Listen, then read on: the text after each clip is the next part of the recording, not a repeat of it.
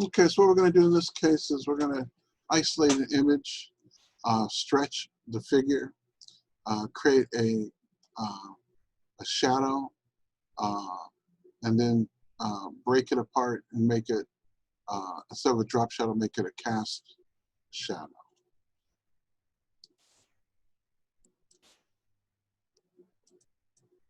So here's our image. The first thing we're going to do is unlock the background layer. And I'm going to take the figure and put it on a separate layer from the background. So I'm going to go over, grab my object selection tool, trap the figure, and I want to jump it up to the next layer. So I'll hit Control J, jump up to the next layer.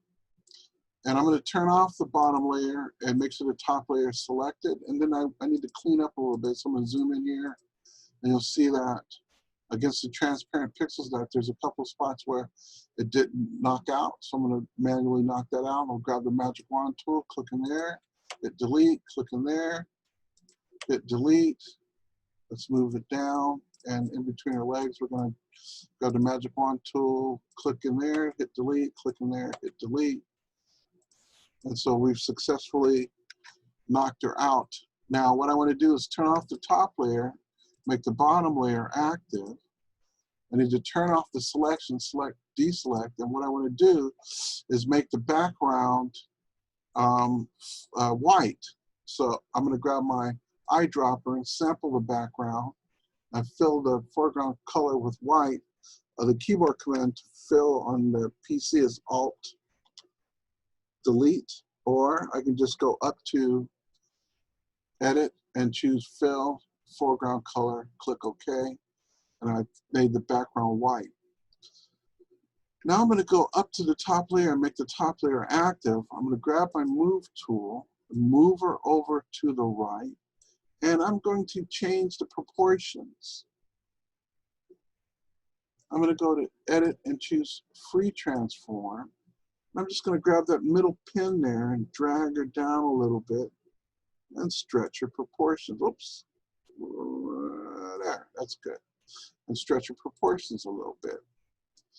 Now, the next thing we're going to do is apply a drop shadow. So I'm going to go over to the effects and choose drop shadow.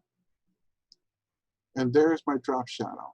Now the drop shadow, I can click in the picture, I can move the drop shadow around, but as you can see, the drop shadow looks like it's smack against the wall, and what I'm going to do is make it look like she's casting a shadow. So I'm going to click OK. And then we're going to go up to Layer, and we're going to go down to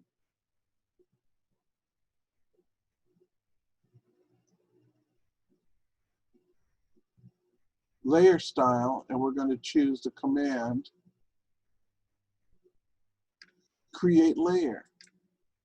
So it says some aspects of the effects cannot be reproduced with layers. What that does is it takes all the layer styles, breaks them from the layer, and adds them into your stack of layers as separate elements.